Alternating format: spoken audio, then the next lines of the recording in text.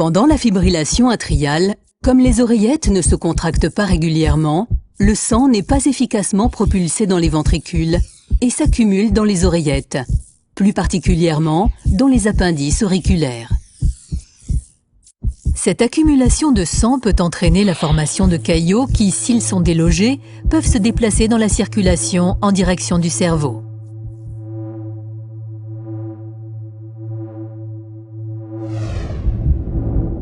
Le caillot, ou embole, peut obstruer des vaisseaux sanguins étroits, souvent l'artère cérébrale moyenne ou ses branches, et nuire à la bonne circulation du sang.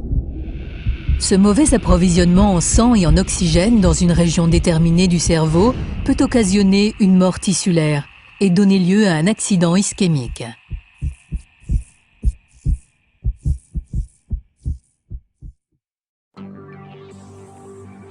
À l'instar de tous les organes du corps humain, le cerveau a besoin d'oxygène et de nutriments pour fonctionner correctement. Ces éléments indispensables au maintien de la vie sont acheminés au cerveau par le sang qui circule dans tout l'appareil circulatoire.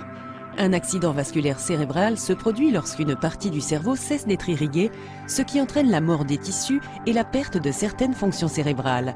Il peut être provoqué par un anévrisme, c'est-à-dire par la rupture d'un vaisseau sanguin, ou par une embolie résultant de la présence d'un petit caillot ou d'une petite particule flottant librement dans la circulation sanguine avant de se loger dans l'une des artères cérébrales où elle interrompt le flux sanguin.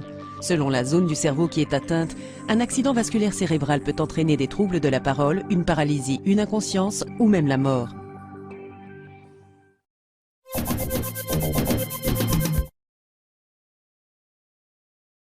Manger, dormir, faire du sport ou simplement réfléchir, la moindre de nos actions est régulée par notre cerveau. Pour fonctionner, ce dernier a besoin d'un apport constant en oxygène et en nutriments.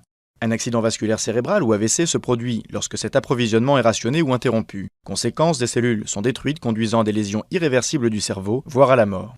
Un AVC est soudain, ses effets sont immédiats. Le patient ressent un engourdissement, souvent dans une moitié du corps, des troubles de l'élocution, un sentiment de confusion et une vision qui se trouble. Le risque d'AVC diminue chez les personnes qui consomment une nourriture saine, font de l'exercice, ne fument pas et consomment peu d'alcool.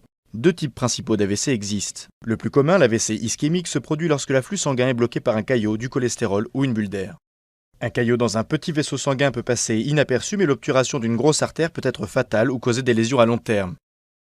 Un AVC hémorragique se produit quand un vaisseau endommagé éclate, causant des saignements pouvant endommager le cerveau. Moins grave, un accident ischémique transitoire ou éclipse cérébrale se déclenche quand l'afflux sanguin d'une partie du cerveau est coupé momentanément. Les lésions sont alors temporaires, mais une éclipse cérébrale doit être traitée comme le signe avant-coureur d'un AVC.